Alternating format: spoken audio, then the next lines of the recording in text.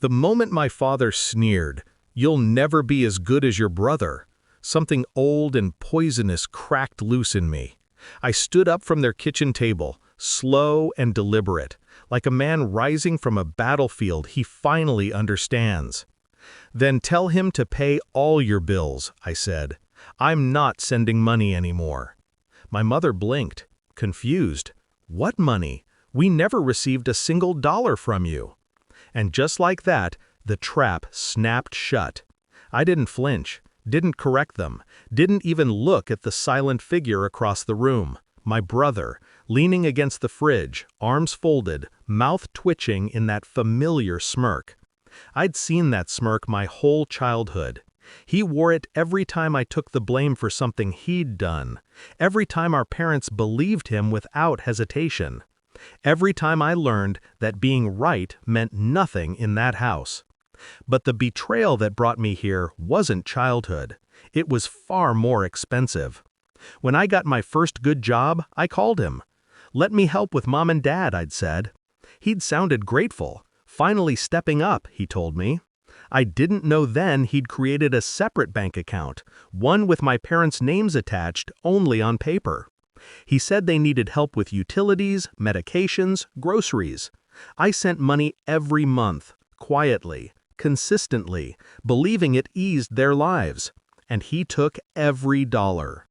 At first, I didn't notice anything wrong. How could I? My parents spoke to me like always, short, distracted, mildly disappointed. Nothing new. I mistook their indifference as proof my help was reaching them. I told myself they were proud, that they didn't want to gush. But small things chipped at the illusion. A comment from Mom about skipping her prescriptions.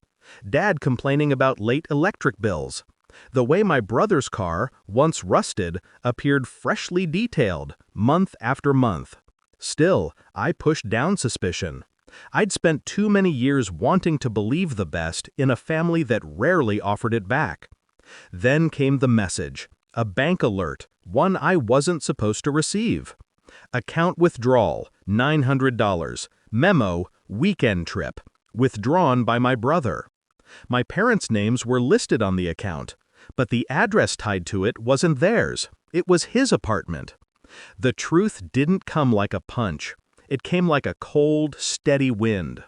I didn't rage, didn't call anyone, didn't even confront him. I just sat there, staring at the silent glow of my phone, feeling the kind of clarity that reshapes bone. He'd stolen from me, and he'd let our parents believe I'd never lifted a finger for them. Fine, I could work with that. The plan formed in the quiet spaces between daily routines. I gathered everything: account statements, bank transfers, email confirmations, timestamps. I didn't shout, I didn't accuse, I simply prepared. Then I turned off the money. Predictably, he panicked first. I knew he would. His lifestyle relied on cash that wasn't his. When his messages started, "Hey bro, small issue." Then, "Call me back, serious." Then, "What the hell are you doing?" I didn't respond. The silence tightened around him like wire. The next step was easy. I contacted the bank. I explained the fraudulent use of joint names. They froze the account pending investigation. Then I waited. He wasn't afraid of me. He should have been. And now here we were in our parents' kitchen, the stage set exactly as I intended. My mother still stared at me, bewildered. What money? I finally turned to my brother, watched the color drain from his face. "Oh," I said softly, "you didn't tell them?" His jaw clenched, hard. "Don't," he warned. I ignored him. "I've been sending money every month for 2 years, through the account you set up for them." I tilted my head. "The account tied to your address?" Dad's brows knit. "What account?" I slid the papers onto the table, printouts of transfers, statements, identical withdrawals. His handwriting on one of the forms. Mom's hand flew to her mouth. My brother stepped forward like he planned to grab the papers, but I got there first. "Touch them," I said, "and I'll add physical intimidation to the fraud report." He froze. Good.